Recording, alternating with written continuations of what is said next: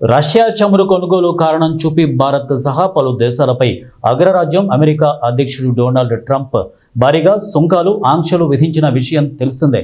Trump నిర్ణయంపై Ukraine అధ్యక్షుడు Zelensky తాజాగా స్పందించారు. ట్రంప్ నిర్ణయాన్ని సమర్థించారు. మాస్కో నుంచి చమురు కొనుగోలు చేసే భారత్ వంటి దేశాలపై ఆంక్షలు సరైన నిర్ణయమే అంటూ వ్యాఖ్యానించారు. అమెరికన్ మీడియా ఏబీసీతో జెలెన్స్కీ మాట్లాడుతూ భారత్ సహా రష్యాతో వాణిజ్య సంబంధాలు కలిగి ఉన్న దేశాలపై అమెరికా అధ్యక్షుడు డొనాల్డ్ ట్రంప్ విధించిన సుంకాలను సమర్థించారు. ఈ చర్యను సరైన నిర్ణయంగా అభివర్ణించారు.